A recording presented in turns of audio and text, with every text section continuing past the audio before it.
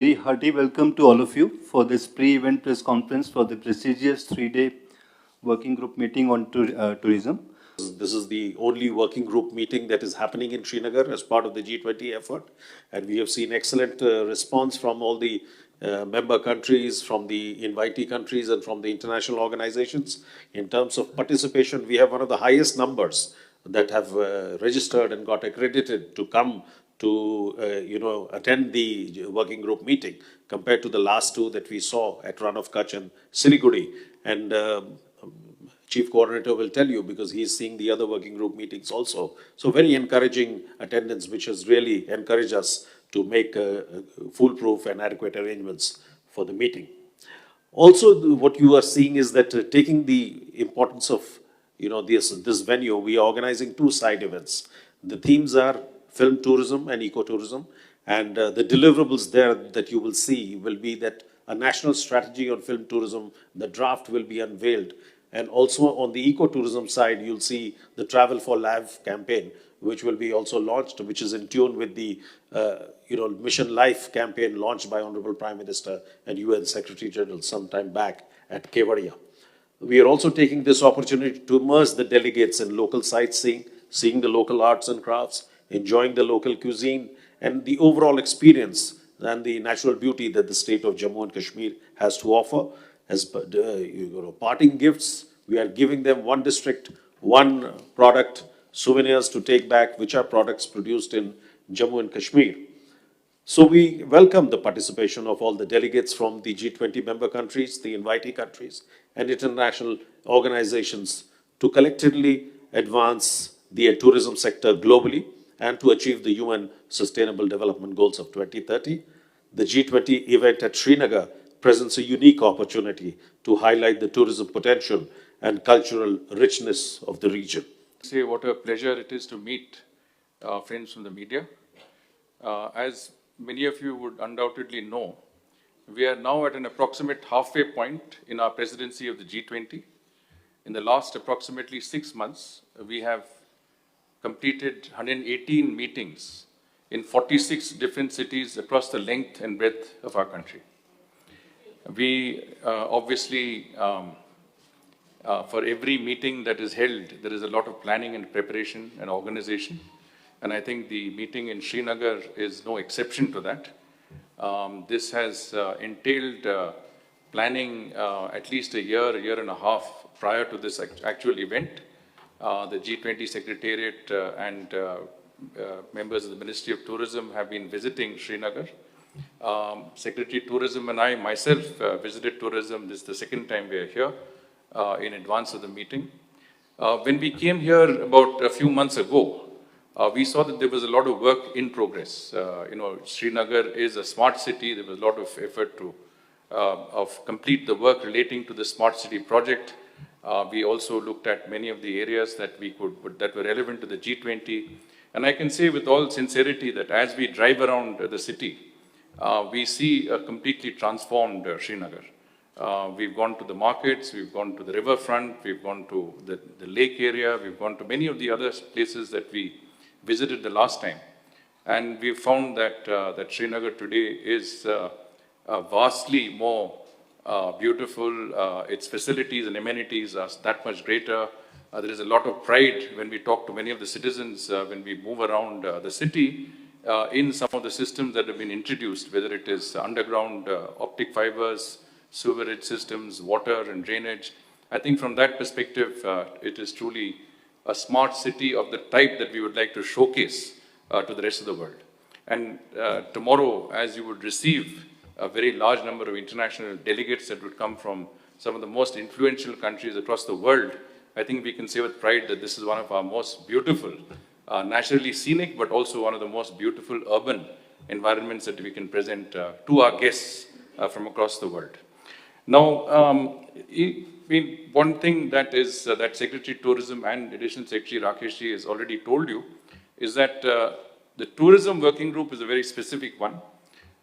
It is actually one of the working groups that is most in line with our objectives to present our rich and diverse cultural identity, to also present to the world our tourism potential. and no other working group does it better than the tourism working group. In the first working group of the tourism engagement, or rather the tourism group, we was in Rann of Kutch in Gujarat, western part of India. The second one was in Darjeeling in West Bengal, in the eastern part of India. The third, of course, which is Srinagar, which is the northern part of India, will present to our tourism representatives from across the world one of the most, as I said, scenic spots in our country, and from the tourism perspective, very, very relevant. But what is more important, I think, is that we have tried to bring in specific elements of tourism, as Secretary mentioned, whether it is sustainable tourism, eco-tourism, adventure tourism, film tourism, what is relevant to J&K and what is relevant to the Union Territory and the people of this place is what is being highlighted in this tourism working group meeting. As you also know that the vision of the Prime Minister is to ensure that the message of India's G20 presidency is taken down to the grassroots level through a Jan Bhagidari process. And so a lot of efforts have been made to sensitize people in our country about G20, and that is why we've also held it in locations across our country, north, south, east, and west. And in that context, I think a lot of effort has been done in Jammu and Kashmir in terms of the events that have been held on G20.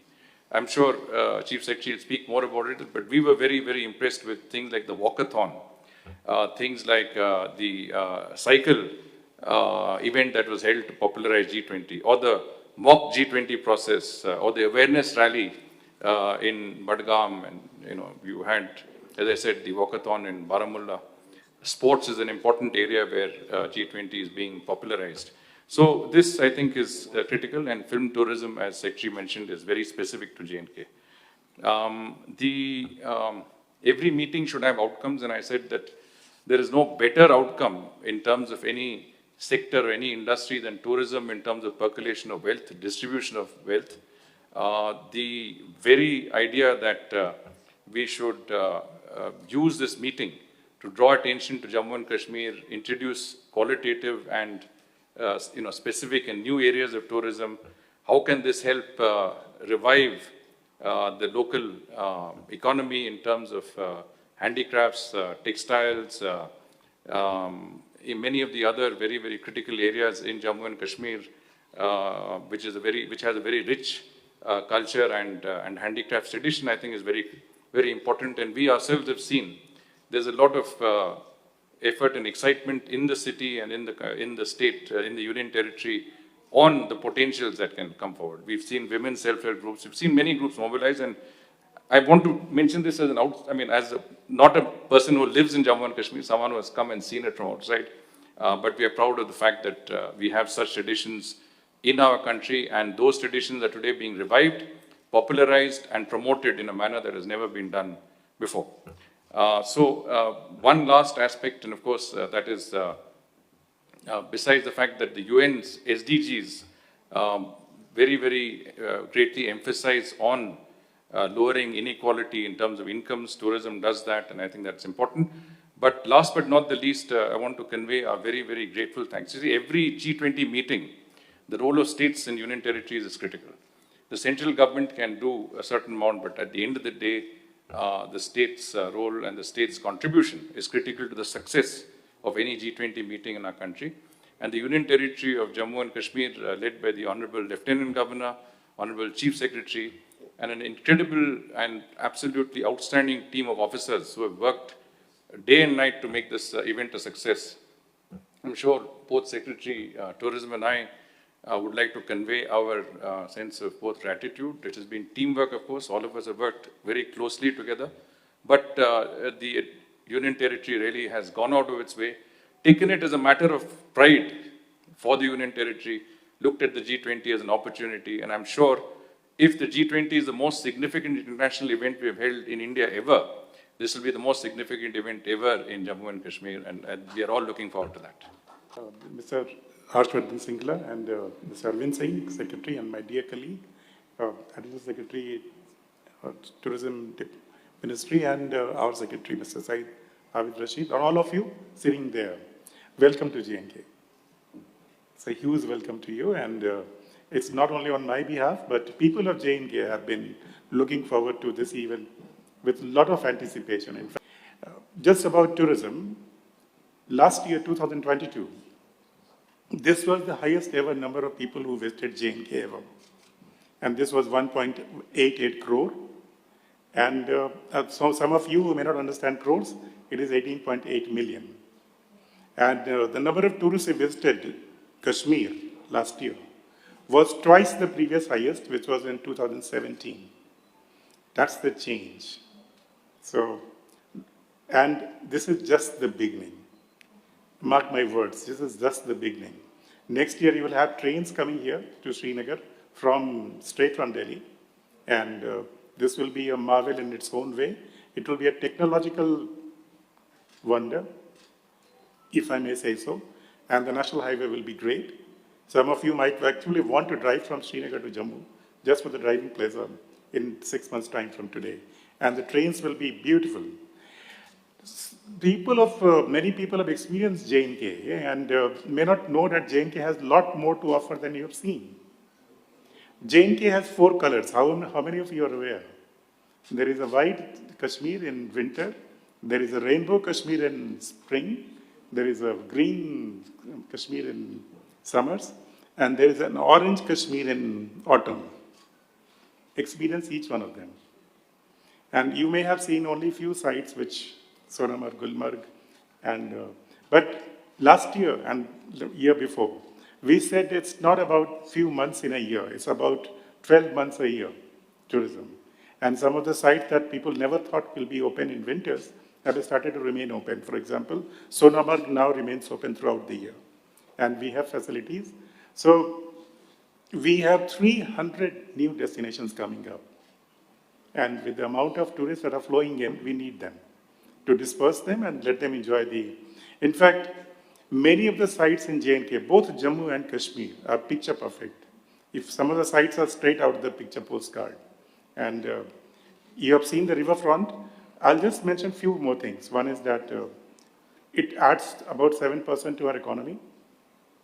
And I'm extremely grateful to Government of India to have hosted this event here, because that allows J&K to occupy its normal sort of slot in the tourism. If you are thinking tourism, it has to be sort of J&K starting with, because what it has to offer in terms of natural beauty is unbeatable. Today you have seen the Dal, and I keep saying this, Dal is cleanest ever. You will have lots of light and clusters of light that you'll be seeing. And I welcome all of you to experience in the evening. Riverfront has come up now, Polo View has come up now, the Residency Road and so on and so forth. I'm not going to count it. Jammu area, you will have the Ravi Barrage coming up, so you'll have Jammu upgrading itself in terms of tourism potential. Jammu has a lot of tourism potential. J&K as a whole has immense tourism potential, and extremely grateful to Government of India to have given us an opportunity to sort of host this event. Just a couple of more things and I'll close. One is that we expect to cross the number of 2 crore this year, definitely. And one of the very positive signs that has happened this year, and this, Mr. Shringla, you might like to take note of, that foreign tourists have come in a very large number this year. So this is catching up and going ahead. So we have already caught on with the previous numbers, and so that's a very healthy sign that we have a lot of foreign tourists arriving here. Very, very healthy sign, and we are looking forward to welcoming both Indian guests as well as foreign guests, because when it comes to hospitality, there's nothing to beat J&K. And people of J&K are so hospitable, and you should experience it. And the second thing I wanted to tell you, that this event will be there for next 3 days, or 22nd, 23rd, 24th, 25th, you will be going back. In between, we have made a lot of arrangements for you to be able to go out and see some places. Prerna is there, she is Secretary Information. She will be able to help you with some places. If you wish to go to some other places apart from attending the event here, you'll be facilitated. So experience J&K, and the transformation that is happening in J&K Srinagar is just a small example of that. You can see the transformation in every sector and everywhere. And we feel very proud of being part of this. And we feel extremely happy that Mr. Arvind Singh and Mr. Shringla have allowed this event to be hosted here. Look forward to you enjoying your time here and look forward to all of you coming again. You'll be busy this time, so you'll not be able to experience as much as you would like to.